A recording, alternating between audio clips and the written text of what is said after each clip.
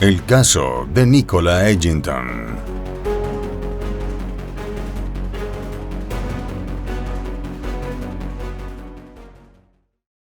Hola a todos. 3 veces por semana en este canal te traeremos los crímenes que han impactado a todo el mundo, desde desapariciones hasta los más terribles asesinatos. Injusticia, impunidad, corrupción y las más duras sentencias serán los acompañamientos de estas historias. Antes de comenzar con el relato, te pido que te suscribas y actives la campanita con todas las notificaciones. Tampoco olvides dejar tu like, ya que de esa manera podré seguir creando contenido. Sin nada más que decir, analicemos juntos todos los detalles de esta historia criminal.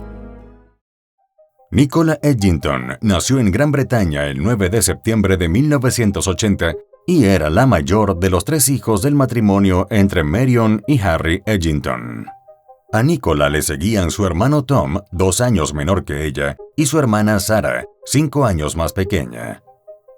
No es mucho lo que se sabe de los primeros años de vida de Nicola, apenas que su padre Harry era un respetado corresponsal extranjero del diario británico Daily Mail, y con frecuencia trabajaba desde la casa, mientras que su esposa Marion era una mujer encantadora, con una personalidad cálida y extrovertida que la llevó a ser muy popular en la comunidad.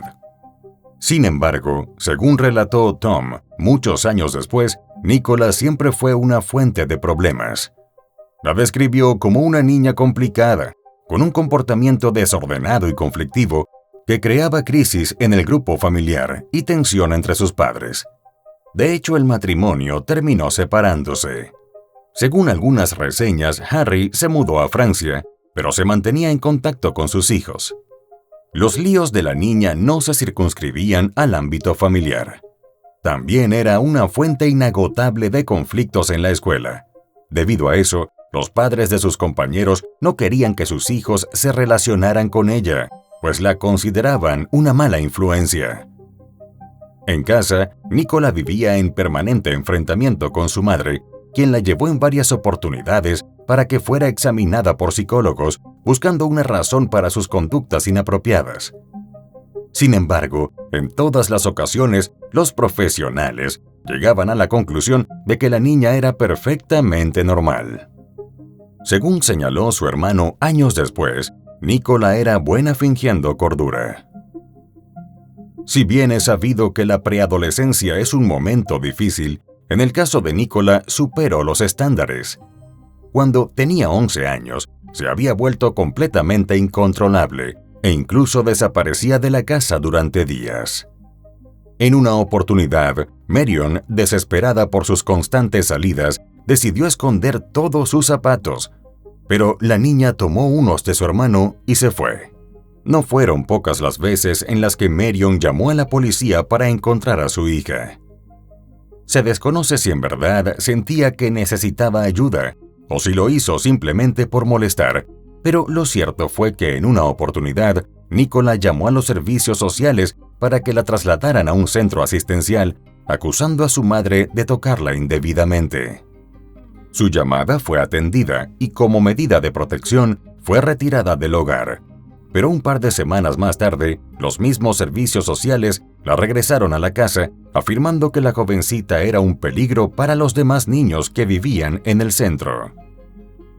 Un año más tarde, Marion decidió vender la casa en la que vivía con sus hijos y mudarse a una apartada cabaña en el condado de Sussex Oriental, donde nadie los conocía y quizá podrían comenzar una nueva vida. Además, la desesperada madre trataba de poner distancia entre su hija de 12 años y una serie de amigos malvivientes que tenía, y con quienes había comenzado a beber, fumar y salir hasta altas horas de la noche. En esa nueva ubicación, Nicola fue inscrita en una escuela integral estatal, mientras que sus hermanos fueron enviados a un internado. Marion quizá pensó que de esa manera podría concentrarse más en controlar a su hija mayor y además estaba protegiendo a los menores. De cualquier forma, Tom aseguró tiempo después que él estaba encantado con el internado. Pudo conocer amigos con familias normales y los fines de semana no quería regresar a la casa, pues finalmente se había dado cuenta de lo mucho que Nicola dañaba la dinámica familiar. Entretanto, Marion seguía lidiando con su primogénita, que a los 15 años dejó definitivamente la escuela. Con más tiempo en casa, las relaciones entre ambas se volvieron cada vez más tensas e incluso violentas, pues en una oportunidad, la chica golpeó a su madre con el teléfono fijo de la casa, un acto por el cual la policía la amonestó con serias advertencias de que hechos de ese tipo no podían repetirse. Se desconoce de quién fue la iniciativa, pero Nicola terminó mudándose de la casa familiar a un apartamento que le consiguió su padre en la localidad de Brighton, en la costa sur de Inglaterra. Con una vida libre y distendida, no es de extrañar que a los 17 años quedara embarazada, y pronto se supo que eran gemelos. Sin embargo, la gestación llegó a un final prematuro, luego que su novio, un hombre violento, le diera un puñetazo en el abdomen. 2 años más tarde, la chica nuevamente se embarazó, y esta vez el padre era un narcotraficante. El bebé nació a los 6 meses de gestación, pero logró sobrevivir. Nicola regresó a casa y fue su madre quien la ayudó a cuidar al delicado recién nacido, con todo el amor de quien recibe a su primer nieto. Aunque no queda claro en las reseñas el preciso momento en que ocurrió, sí hay registros de que Nicola comenzó a trabajar, entre otras cosas como recepcionista, vendedora y bailarina de pole dance en locales nocturnos. En ese ambiente nocturno, el consumo de drogas se hizo frecuente y llegó a ser atendida por 2 episodios de sobredosis. Fue precisamente en un club donde conoció a quien se convertiría en su esposo y con quien tuvo a su segundo hijo. La identidad de ese hombre no ha trascendido, pero según relató Tom, este matrimonio trajo un periodo de estabilidad a la vida de Nicola, ya que el esposo, un ciudadano jamaiquino, no solo adoraba a su hijo, sino también al primer niño de su pareja. Además, se preocupaba por ella y estaba pendiente de que tomara la medicación que le habían prescrito para regular su comportamiento. Pero la paz no fue duradera, pues Nicola decidió dejar de tomar sus medicinas y se unió a una iglesia evangélica, convencida de que Dios, y no los medicamentos, podía controlar su conducta. Como era de esperar, ese milagro no se produjo y terminó ocurriendo todo lo contrario. Nicola entró en una especie de delirio religioso y creía fervientemente que estaba rodeada de demonios. Aparentemente, por un tema legal de migración, su marido tuvo que regresar a Jamaica, llevándose con él a los 2 niños. Pero un tiempo después, Nicola le siguió los pasos, no exactamente para reunificar a la familia. La mujer retornó a su país, llevando consigo a su primer hijo, aún en contra de la voluntad de su esposo, que estaba seriamente preocupado por el estado mental de la madre. La situación a su regreso a Gran Bretaña no mejoró, y Marion estaba angustiada por la seguridad del pequeño, pues Nicola experimentaba ataques y comportamientos violentos e inestables. Viviendo en la constante tensión de los arranques de su hija y temiendo por la seguridad de su nieto, Marion tomó una dura decisión, con el único fin de protegerlo. Así, cuando el niño llegó a los 5 años, lo puso en manos de los servicios sociales que lo acogieron. Luego se supo que al final regresó a vivir en Jamaica con su padrastro. Al ser una madre con ciertos problemas, en el pasado Nicola había conseguido un apartamento financiado por el ayuntamiento, pero al quedarse sin los niños, ese beneficio le fue retirado. Tuvo que regresar a casa de su madre, que aunque le tenía miedo, no podía dejarla desamparada. Para Marion, los problemas no hicieron otra cosa que aumentar. La relación con su hija continuaba siendo conflictiva y el comportamiento violento de Nicola seguía apareciendo. La situación se salió de control y en el año 2005 fue objeto de una amonestación legal por causar daños en la propiedad de un vecino, a quien aparentemente también amenazó con un cuchillo. En ese momento, Nicola fue examinada por un psiquiatra, que afirmó que no encontraba evidencia de enfermedad mental. Pero no pasaría mucho tiempo para que los hechos demostraran lo contrario.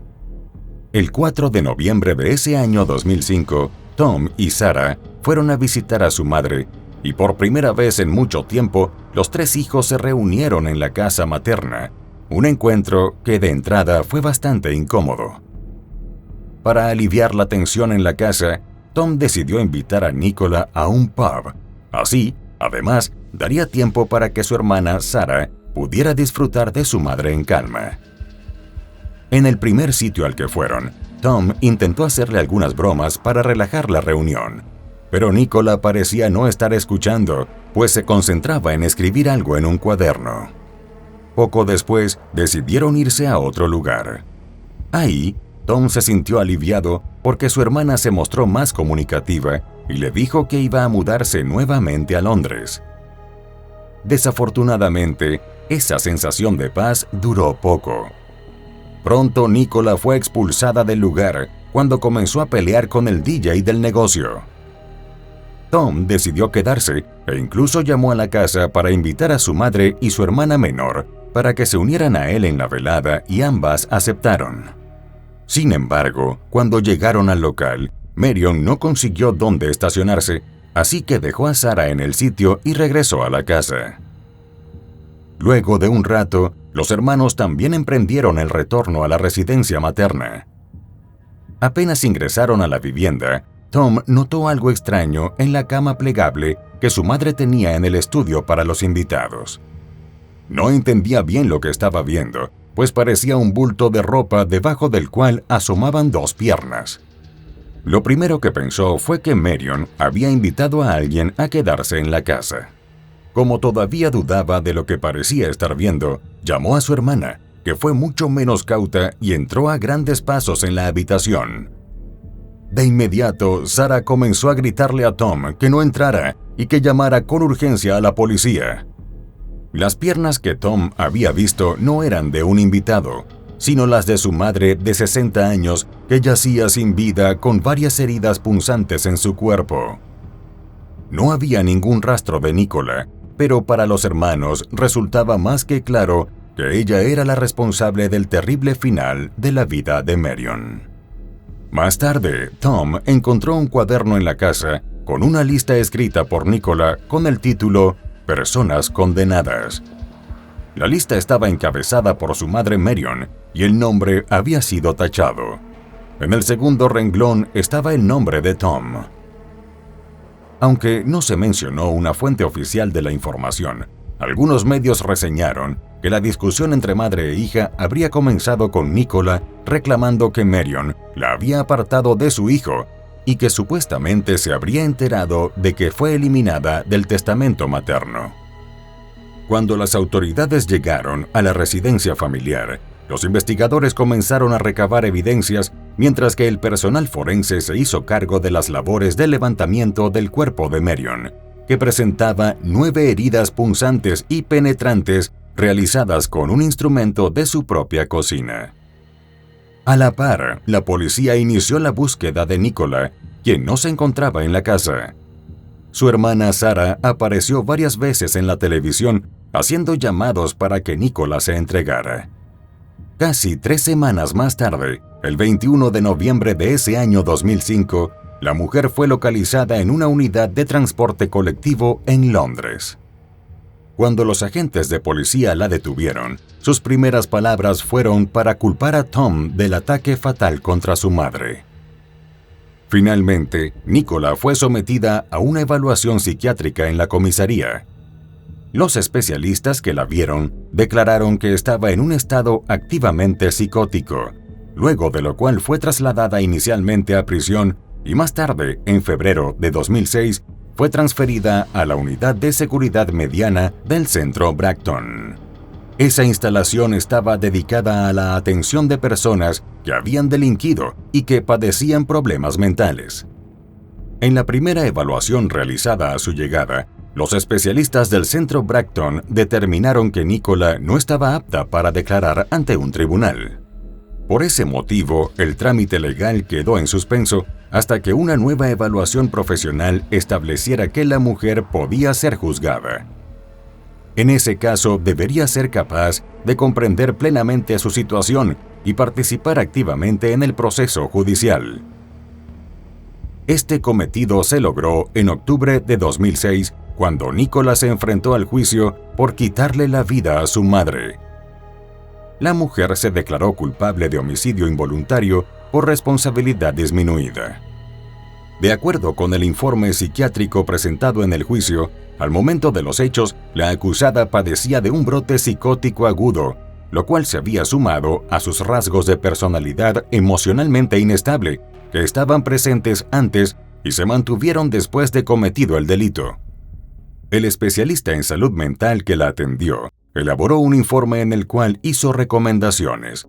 A su juicio, Nicola requería de un largo tiempo en un entorno hospitalario seguro para recibir tratamiento adicional, evaluación de riesgo y rehabilitación a largo plazo. Al final, el juez Anthony Scott Gall, ateniéndose a la ley de salud mental inglesa, decidió condenar a Nicola Edgington a permanecer detenida en atención psiquiátrica en el centro Bracton por tiempo indefinido. Tras conocerse la decisión, sus hermanos Tom y Sarah emitieron un comunicado en el cual afirmaron que finalmente Nicola estaba donde debía estar para no lastimar a nadie más y poder obtener la ayuda que necesitaba desesperadamente. La decisión judicial se cumplió a partir de ese momento. En lo sucesivo, Nicola recibiría tratamiento con medicamentos antipsicóticos y estabilizadores del estado anímico. Aparentemente, fue durante este tiempo cuando Nicola contó que en su infancia temprana había sido abusada por su padre, algo que nunca fue confirmado y que Harry siempre negó. De cualquier manera, según pudimos leer en un informe independiente realizado tiempo después, Nicola constantemente despertaba preocupaciones en el personal que la estaba atendiendo. La mujer continuaba presentando un comportamiento disruptivo, abusivo y grosero. Se negaba terminantemente a recordar el delito que había cometido contra su madre y se mostraba obsesionada por avanzar rápidamente con el único fin de ser dada de alta. Y esos no eran los únicos tropiezos que causaba la muy peculiar paciente. Al personal que estaba a cargo de Nicola lo mantenían en estado de alerta constante las relaciones que estaba manteniendo con los hombres recluidos en el centro de atención mental. A pesar de todo, a mediados del año siguiente, 2007, a Nicola se le permitió realizar salidas del centro con una escolta de vigilancia. Pero estas salidas solo generaron preocupación por lo que calificaron como comportamientos inadecuados en la comunidad. Aunque había múltiples señales de alarma, en noviembre de ese mismo año 2007 se decidió trasladar a Nicola temporalmente a otro alojamiento dentro del mismo centro de atención, en el cual los residentes podían llevar una vida más independiente. Pero al parecer, esta decisión no obedeció a una mejora significativa de su estado, sino a la necesidad de liberar una cama en la sala donde se encontraba.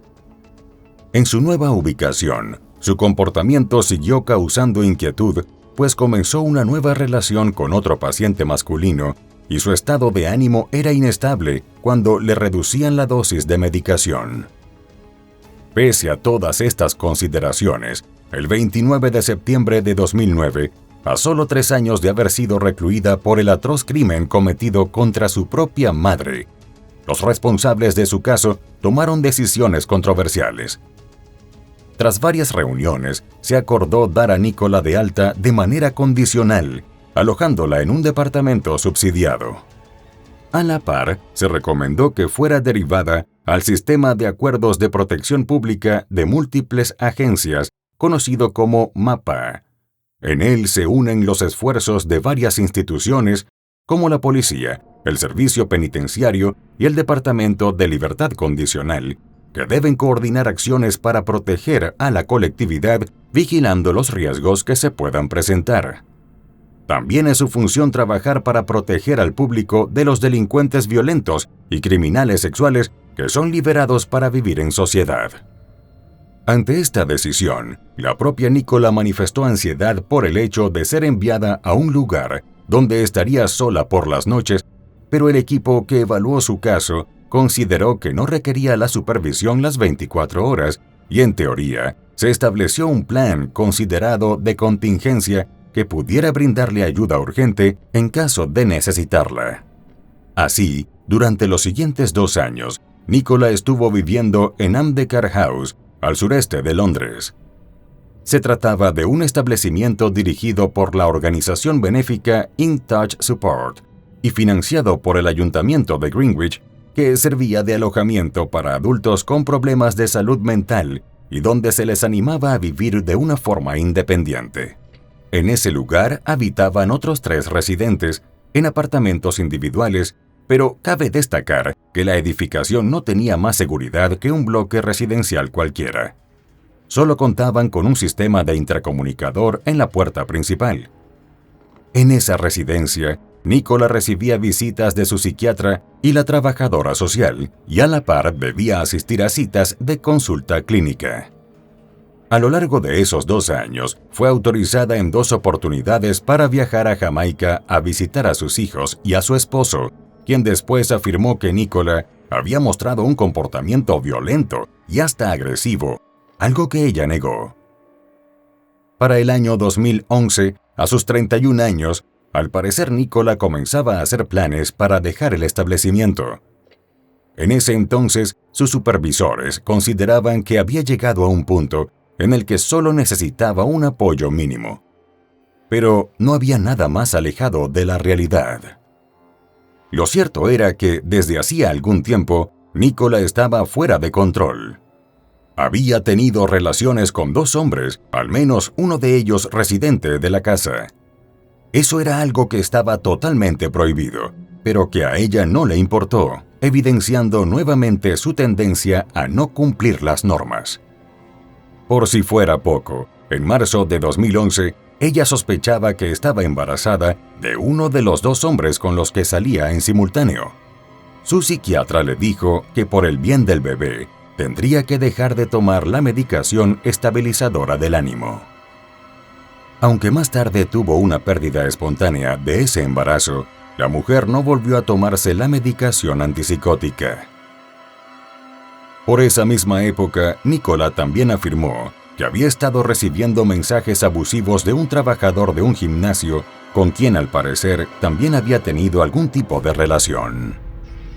En los registros periodísticos las fechas varían, pero en algún momento entre septiembre y octubre de 2011, a través de una popular red social, Nicola le mandó un mensaje a su hermano Tom, en el que le decía que necesitaba ayuda y que había sufrido la pérdida espontánea de un embarazo. Aseguraba que extrañaba mucho a su madre y se lamentaba diciendo que, siendo sincera, nadie la cuidaba como Marion. Terminaba su mensaje con un «te amo». Le dejaba un número de teléfono a Tom para que se comunicara con ella y le pedía que no le dijera nada a su padre. Sin lugar a dudas, la respuesta de Tom no fue lo que ella esperaba, pues su hermano le contestó que ella había sido capaz de quitarle la vida a su madre y que dejó el cuerpo ahí con la intención de que él lo encontrara. Siendo aún más duro, el mensaje de Tom agregaba que la pérdida del embarazo era una buena noticia, pues consideraba que personas como ella debían ser esterilizadas. Cerraba diciéndole a su hermana que les hiciera un favor a todos y le pusiera fin a su vida.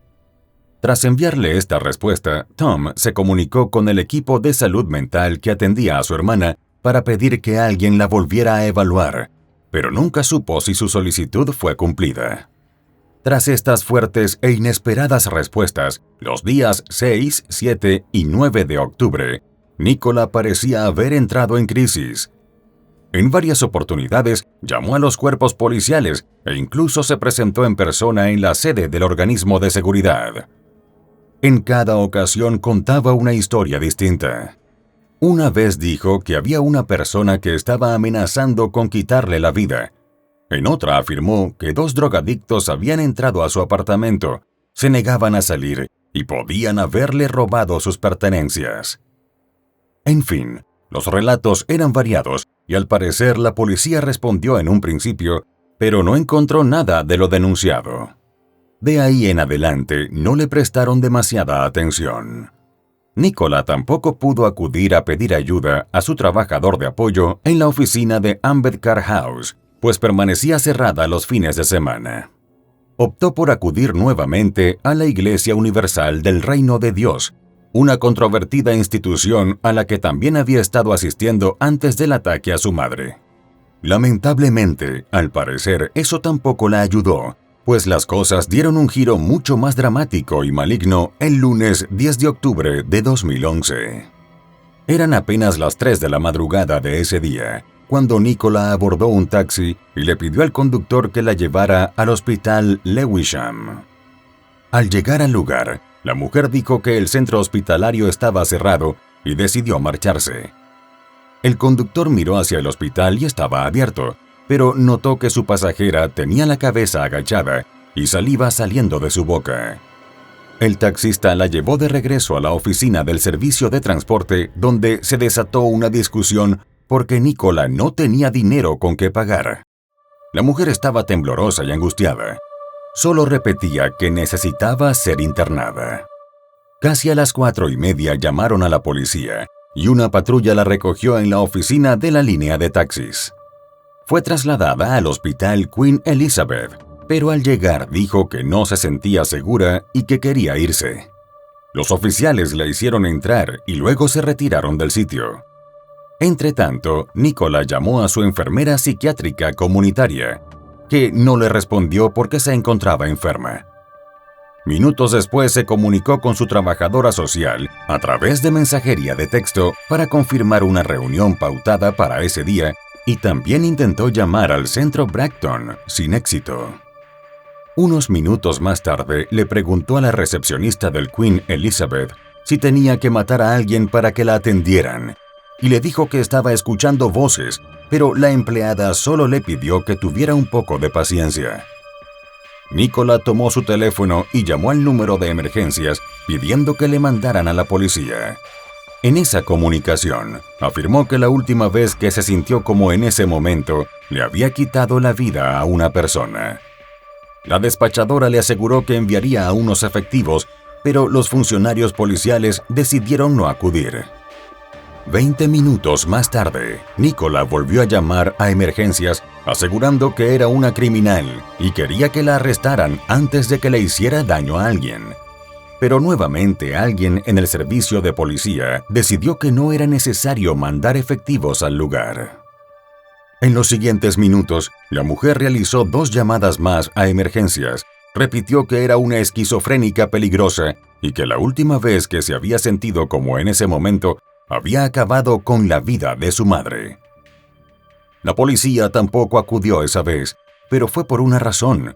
Decidieron llamar al hospital y la persona que atendió les aseguró que tenían a la mujer controlada.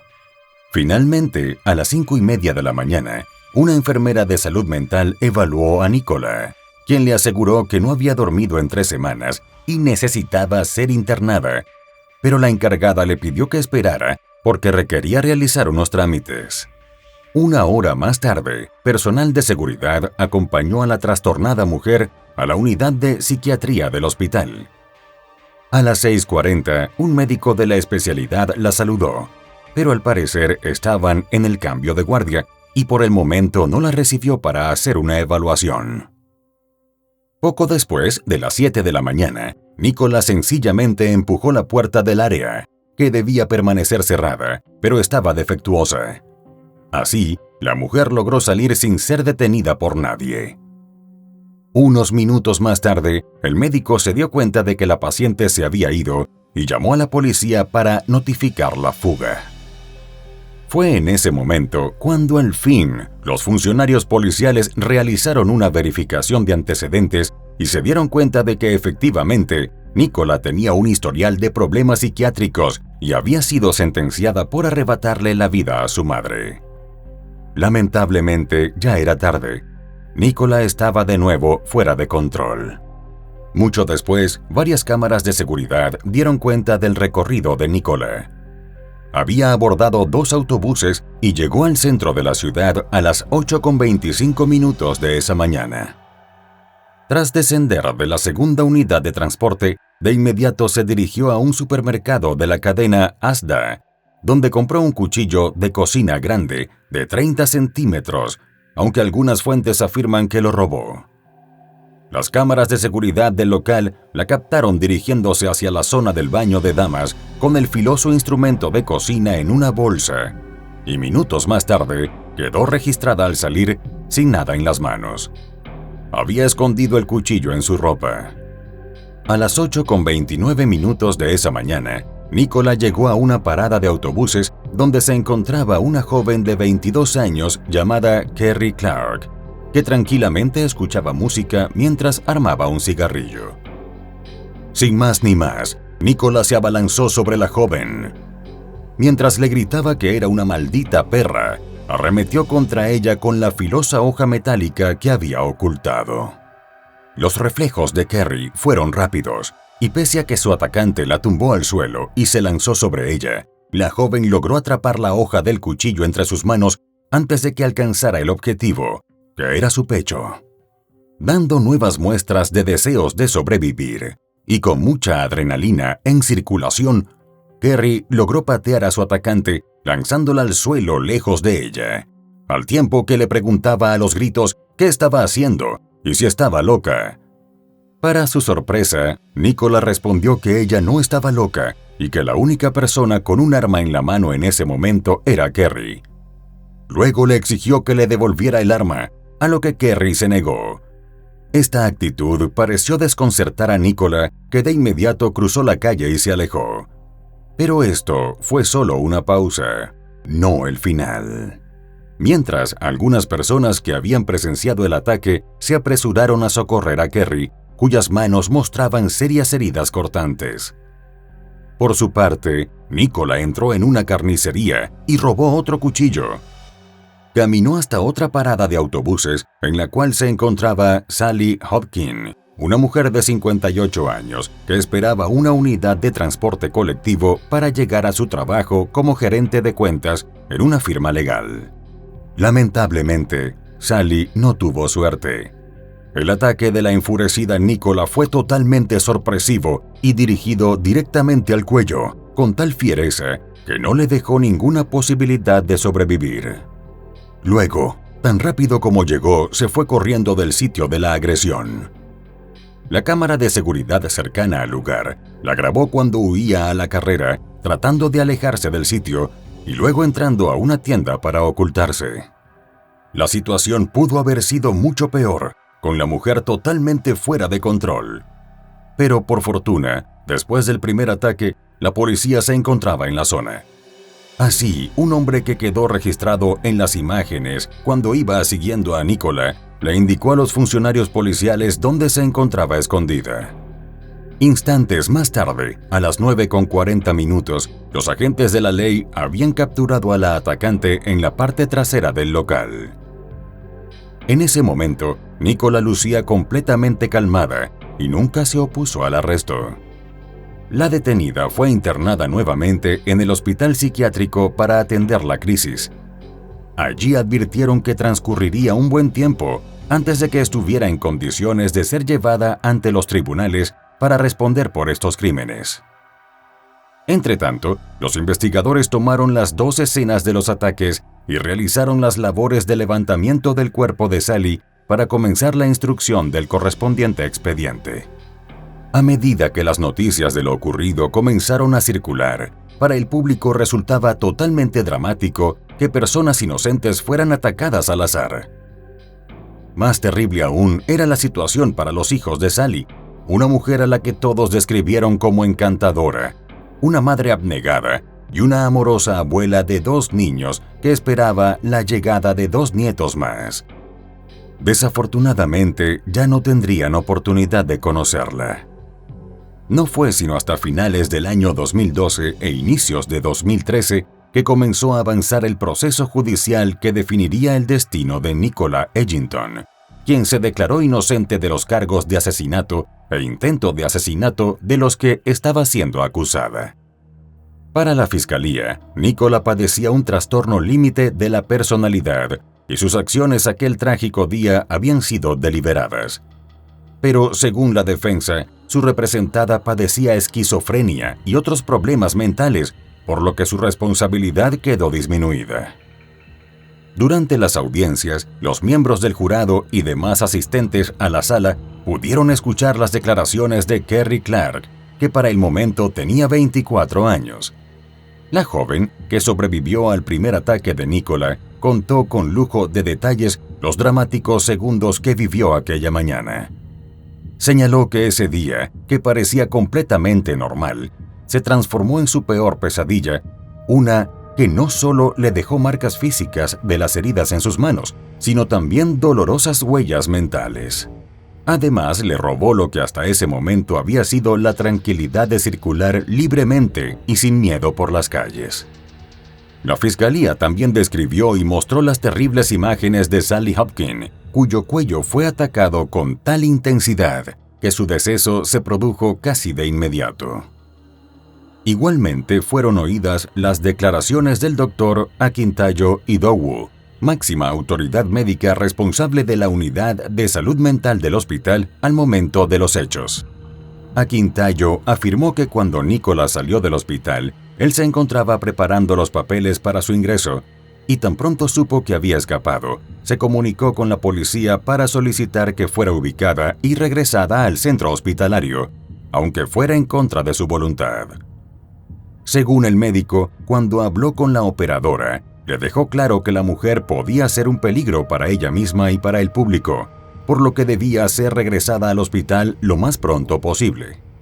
Sin embargo, aceptó que al momento de ver a Nicola, cuando se saludaron en el centro de salud, no la consideró una situación de emergencia.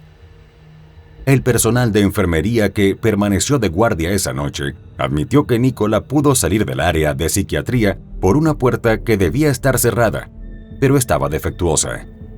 Cabe destacar que estas personas afirmaron en sus primeras declaraciones que habían corrido tras Nicola para evitar que se escapara, pero luego de ver las imágenes en las cámaras de seguridad, tuvieron que admitir que no hicieron nada para detenerla.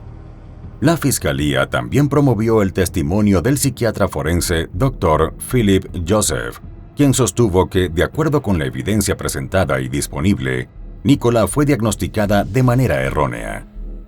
El especialista se mostró seguro de que las acciones de la acusada habían sido deliberadas y no las de una persona enferma que no sabía lo que hacía. Para la fiscalía, en los dos ataques, ella tenía la clara intención de causar la defunción de sus víctimas.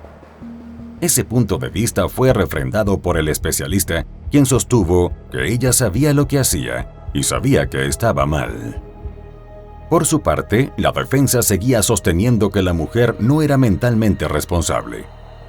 Como sustento para su posición, relató que a finales de 2011, Nicola había sufrido visiones de grandiosidad religiosa.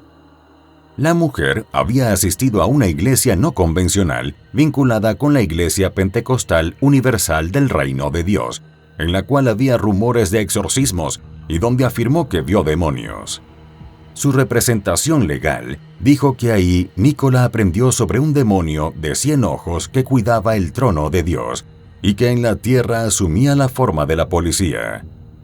A partir del momento en el que recibió esas enseñanzas, la mujer comenzó a ver demonios en todas partes y tenía visiones de un holocausto nuclear en el que Jesús había regresado para salvar a todas las almas, pero a ella no. En su alegato final, la defensa insistió en que la acusada padecía esquizofrenia paranoide y otros problemas mentales, por lo que tenía una responsabilidad disminuida al momento de los hechos.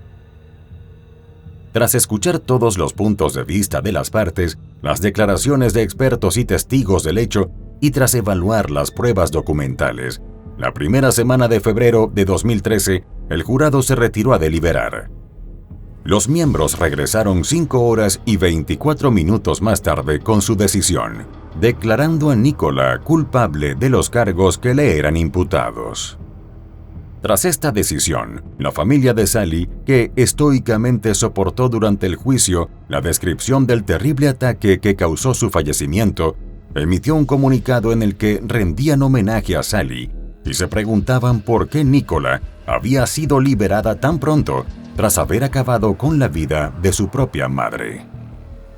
En el texto describieron a Sally como una persona amorosa y atenta, una madre y abuela fantástica y una amiga inmejorable.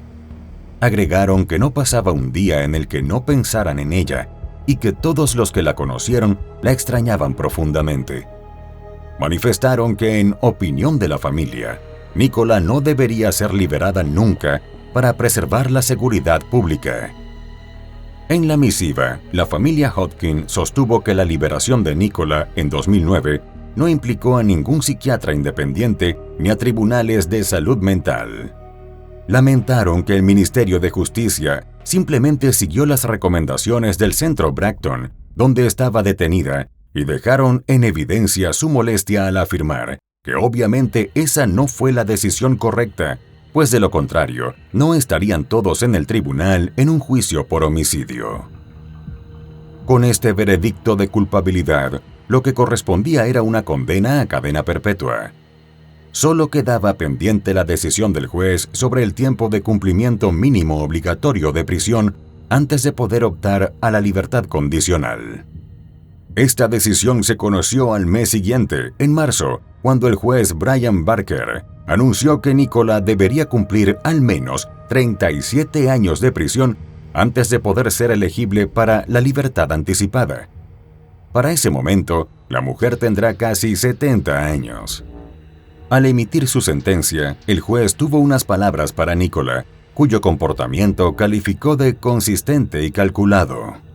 El magistrado sostuvo que era una mujer manipuladora y excepcionalmente peligrosa.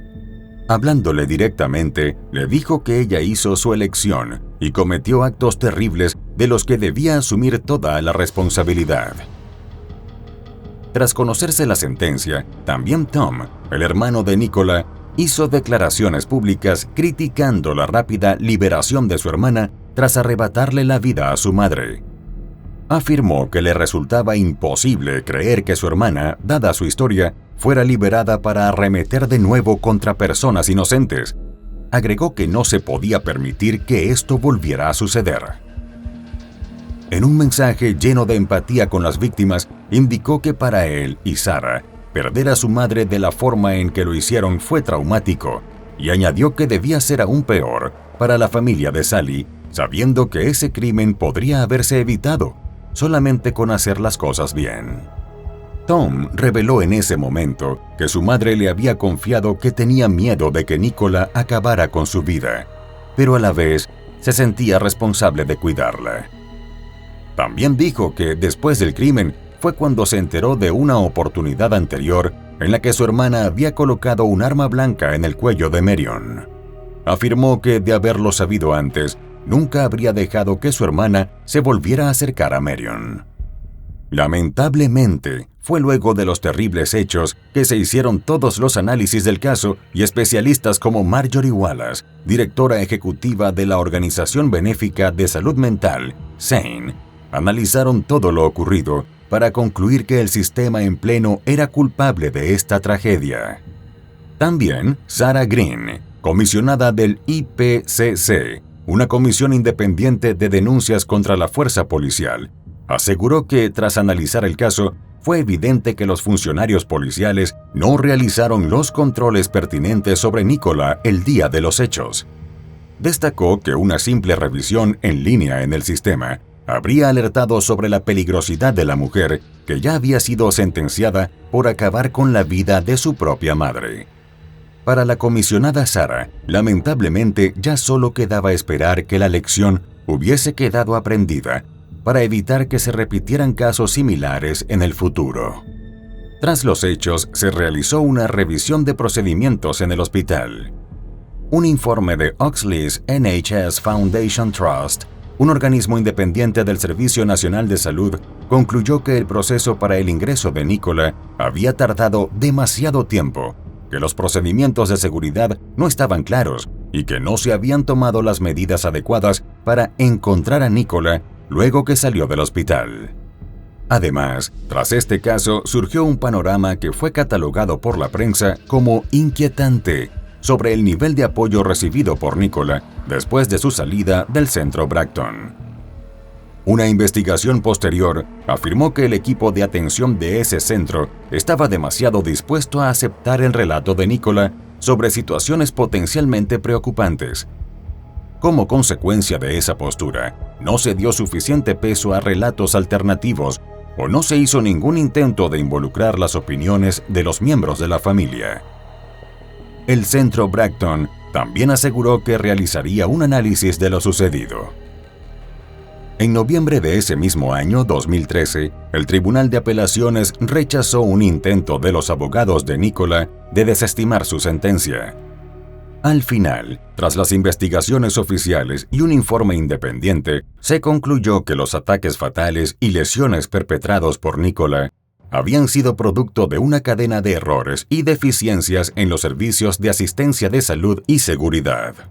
Por cierto, las únicas penalizaciones registradas por la prensa fueron los despidos de las enfermeras que mintieron al inicio, afirmando que habían intentado impedir que Nicola saliera del área de psiquiatría del hospital.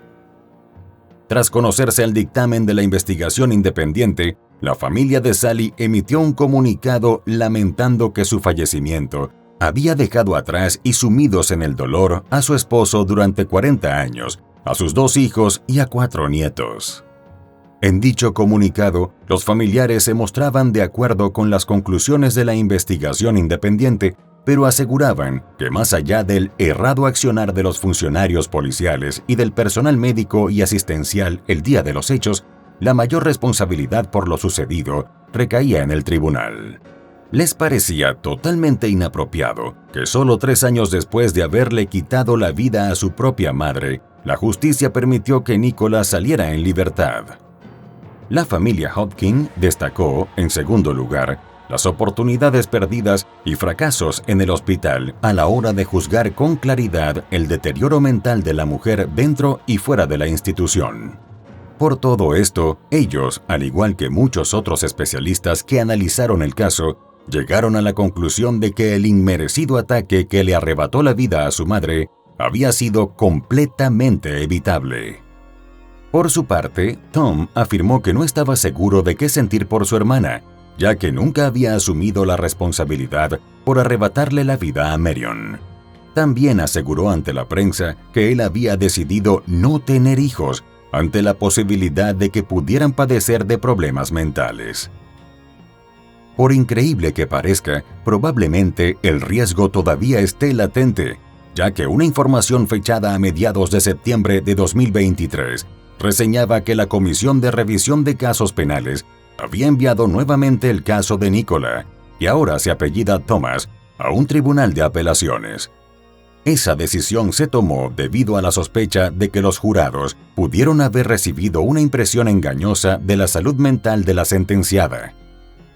Hasta el momento de la realización de este video, no encontramos decisión a este respecto. Y para finalizar con este caso, nos parece adecuado referir las preguntas que se hacía a la familia de Sally ante la posibilidad de una nueva apelación.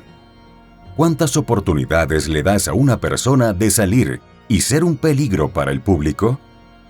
¿Queremos vivir en una sociedad en la que sigamos dando a estas personas la oportunidad de ir y privar de la vida a la madre de otra persona?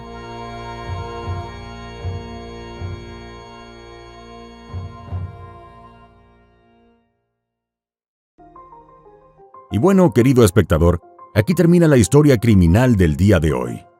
Me interesaría mucho saber tu opinión, así que te pido que la dejes en los comentarios del video, siempre con respeto a la víctima y su familia.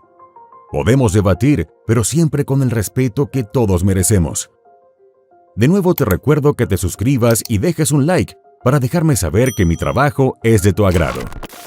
Buenas noches. Hasta la próxima historia criminal.